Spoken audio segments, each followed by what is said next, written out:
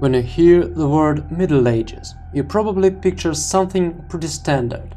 Knights in armor, monks chanting in monasteries, churches, prayers, and a whole lot of strict moral rules. But crack open a medieval manuscript, and that image falls apart, fast. Suddenly, you're in a world where a nun is chasing a cat that is running off with something oddly symbolic, where monstrous creatures crawl out of sinners' mouths and knights are locked in battle, completely naked, where snails are fighting warriors in prayer books and adorable bunnies. Yeah, they're out here, hunting humans. This isn't a dream, it's an actual medieval art. This video isn't just a history lesson, it's a wild ride into the time when even the most serious books looked like they were illustrated by the medieval version of Reddit shitposters. So buckle up, you're about to see the side of Middle Ages they definitely didn't show you in school. Alright, so the first engraving on our list isn't just weird, it's basically medieval fun fiction. You've got a nun holding a fish, chasing after a cat, and the cat, it's running off with something in its mouth that is pretty much not a sausage. Let's break this down. First, the fish. Back in the Middle Ages, fish symbolized fasting, as in religious fasting, not intermittent fasting.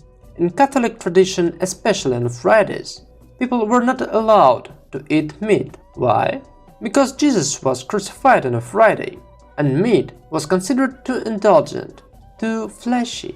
Fish, on the other hand, was seen as a cold, patientless food, basically the medieval version of an anti-horny cuisine.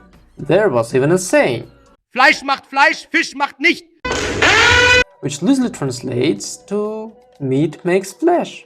Fish does nothing, and here is where things get juicy.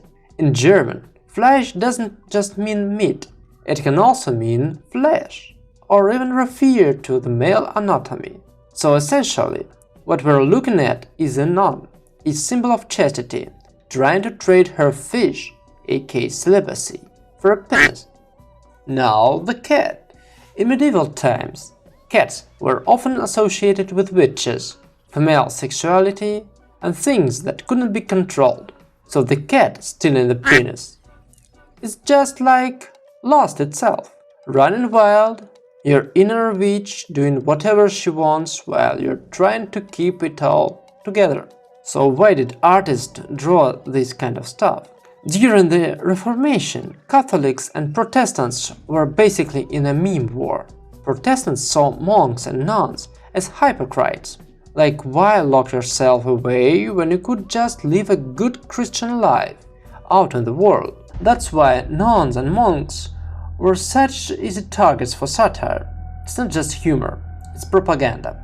The goal was to mock Catholic institutions and show that under the surface they were just as human and messy as anyone else. Here's another bizarre gem from the Middle Ages. A man with a long, droopy face seems to be picking up a fish. Or a lizard? Funny? Yeah, kinda. It honestly looks like a medieval meme, when you eat a $3 sushi and start seeing God. But back in the day, this wasn't a joke. This was straight up horror. This image comes from a Spanish manuscript describing an apocalypse. And no, not the action movie kind. In Christian belief, the apocalypse is the end of the world, where everything goes to hell, literally. Wars, famine, diseases, natural disasters. Then come the 4 horsemen of the apocalypse, each one bringing chaos, war, hunger, death, and conquest. After that, the Antichrist shows up, a smooth-talking faker pretending to be a savior, but secretly working for the devil. Then comes the final battle between good and evil. But the whole point of the apocalypse isn't just destruction. At the end, the righteous are saved and brought into a new paradise, a place without pain, tears, or death. As for the sinners, well, take a look at the engraving. That's not just a guy who had a bad reaction to seafood. This image is a visual take on a core apocalyptic idea. Sin, heresy, and inner demons will eventually be forced out into the open. In the Middle Ages, people generally believed that a demon could live inside a sinner's body, and on Judgment Day, that ugly little resident would come bursting out, exposing the sinner in the front of God. So why does the demon look like a fish with claws and bug eyes? Because medieval artists didn't care about realism. Their job was to scare the hell out of you. Literally, the sea for them was a symbol of chaos and evil. Remember, this was before cruise ships. The ocean wasn't romantic, it was terrifying, vast and unknown. Now, yeah, today this might look goofy or over the top, but in a time when most people couldn't read or write, images like these were the only textbooks for religion and morality. Think of this engraving as a monk's version of Instagram story. Sin hard enough, and on Judgment Day, you'll cough up a sea monster in front of everyone. Creepy? Good. That's exactly what they wanted. Among the sea of medieval drawings, showing sinners being punished for everything, from heresy to watching weird anime, you'll occasionally stumble across something that looks, well, kinda so. Take this one for example. Two ripped dudes grappling in a very intimate position. You might think it's a medieval gay fanfic, or did someone uncover the lost scrolls of Gatimuchi? I stand before you with dry balls, Your Honor. But no, this isn't a medieval OnlyFans. This is an actual illustration from a combat manual. What you're seeing is legit fighting technique. The guy on the left is pulling off what we'd now call a double leg takedown, a classic move in modern grappling. See, in armored combat, swords weren't always the best way to win. Slicing through the full plate? Not happening. So knights often switched it up. Grappling, joint locks, throws, basically medieval MMA. But in 50 pounds of metal. So why are they naked? Not because the scribble was into some freaking knight-on-knight action, but because the artist wanted to show exactly what part of the body is vulnerable. Armor covers everything.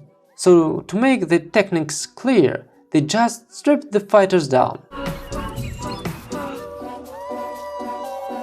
If you've ever looked through medieval manuscripts, or even just scrolled past a few on the internet, chances are you've seen snails. Sometimes they're fighting knights, sometimes they're dueling each other, sometimes someone's riding them like horses. So what's the deal? Were medieval artists just obsessed with snails? Or did they really hate garden pests? The truth is, no one actually knows for sure, but scholars have come up with some pretty solid theories. One of the most popular ideas is that the snail was a symbol of something way deeper, a kind of social satire. According to the theory, the snail represents Lombards, Italian moneylenders, who were basically the banker of medieval Europe. These guys gave out loans with interest, which was a big deal back then. Even kings relied on them and hated them for it. They were seen as a greedy, sneaky and unstoppable. And the snail?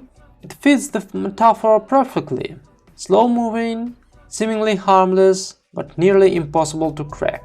Just like medieval debt system. So, when you see a brave knight helpless in front of a snail, it's not just weird medieval humor. It's a jab at the fact that in the real world, even the strongest warriors couldn't beat a power of gold. It's the medieval ages way of saying the sword may be mighty, but compound interest is mightier. These bizarre illustrations weren't random. They were a reflection of their time, packed with fear, satire, religion, and wild imagination. Medieval art isn't just all serious icons and biblical scenes. There's way more medieval madness coming. So hit that subscribe button and stick around. You won't want to miss the next dose of historical wildness.